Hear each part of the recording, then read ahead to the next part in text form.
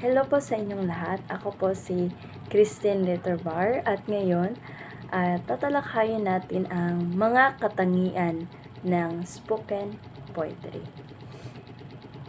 Katangian ng spoken poetry, ito ay mga sangkap na bumubuo sa spoken word poetry upang palitawin ang masining na pagsulat at pagtatanghal ng akda. Ito ay pinapalooban ng tono, tugma, tayutay at simbolismo.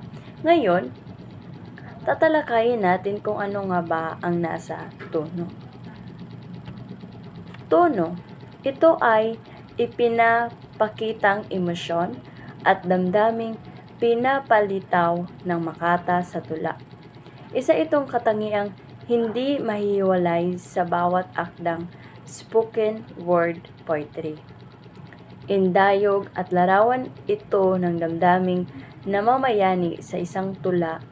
Maaring ito ay pagkatuwa, pagkapuot, pagkagalit, pagkalungkot, pangamba, takot, manunuya, pag-asa, at pagkadirigta. So, ang tono sa tula ay tumutukoy sa emotional na kulay o damdamin na ipinapahayag ng makata sa pamamagitan ng kanyang mga salita at estilo ng pagsulat. Ang tono ay nagbibigay ng gabay kung paano dapat maramdaman ng mambabasa ang nilalaman ng tula, kaya't malaki ang epekto nito sa pagpapahayag ng mensahe ng tula. So, halimbawa lamang ng mga damdaming maaring ipakita sa tono ng isang tula. Pagkatuwa, ang tono ay masaya at magaan. Maaring gamitin ang mabilis na indayog, mga positibong imahe at masiglang pagsasalita. Pagkapuot o pagkagalit, ang tono ay malupit, matalim at masinhi. Maaring gamitin ang mabigat na mga salita at mabilis na ritmo upang ipakita ang intensity ng galit. Pagkalungkot o pangungulila, ang tono ay mabigat at melancholic, malamang ay mabagal ang indayog at puno ng mga imahe ng kalungkutan, pagkawala o pagnanasa. At ngayon, tatalakayin natin ang tugma. Ang musika ng tula na makikita sa dulong bahagi ng makasintunog na magtaludtod sa loob ng mga isang saknong. Ang tugmang ito ay instrumentong ng spoken word poetry upang bigyang diin ang dalong ng tula. Ito ay maaring nasa anyong patinig o katinig na matutukoy din bilang ganap at di ganap na tugma. Ang tugma sa tula ay tumutukoy sa pagkakapareho ng tunog sa mga huling pantinig ng mga taludtod o linya ng tula. Ang tugma ay nagbibigay ng musika at ritmo sa tula na nagiging mahalagang bahagi ng pagsasabi o pagdeklara ng makata, lalo na sa spoken word poetry. So sa pamamagitan ng tugma, nagiging mas kaakit-akit at madaling tandaan ang mga mensahe ng tula at nakakatulong din ito upang magbigay diin sa mga ideya o damdamin na nais iparating ng makata. So, uri ng tugma na meron tayong ganap na tugma. Ang ganap na tugma ay nangyayari kapag ang huling mga pantig ng dalawang magkasunod na taludtod ay magkapareho ang tunog, parehong patinig at katinig. Halimbawa na ganap na tugma. Ang buhay ay puno ng pagsubok. Minsan ang sakit ay nagiging gabay.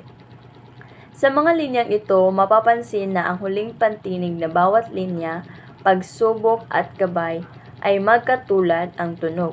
Kaya ito ay isang halimbawa ng ganap na tugma.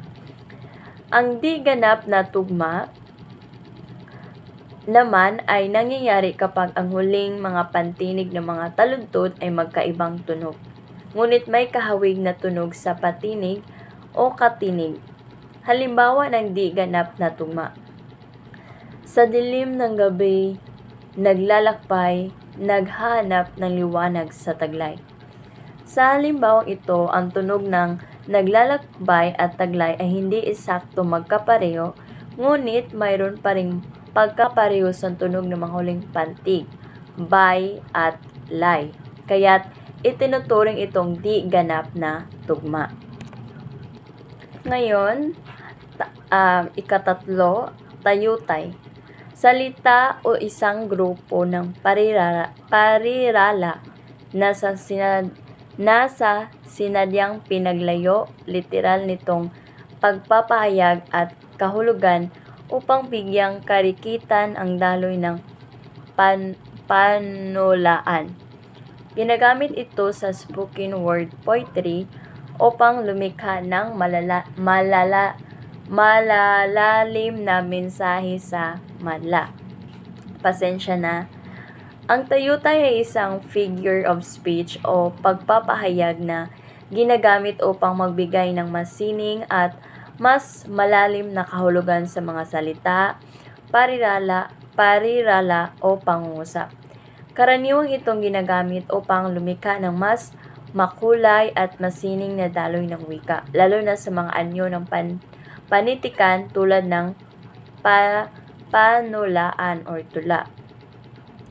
Ang tayutay ay maaring isang salita o isang grupo ng mga salita na binubuo upang magbigay ng ibang kahulugan kaysa sa literal na kahulugan ng mga ito. Mga halimbawa ng tayutay: pagtutulad or simile, pagkukumpara ng dalawang bagay gamit ang isang salitang parang o kasing.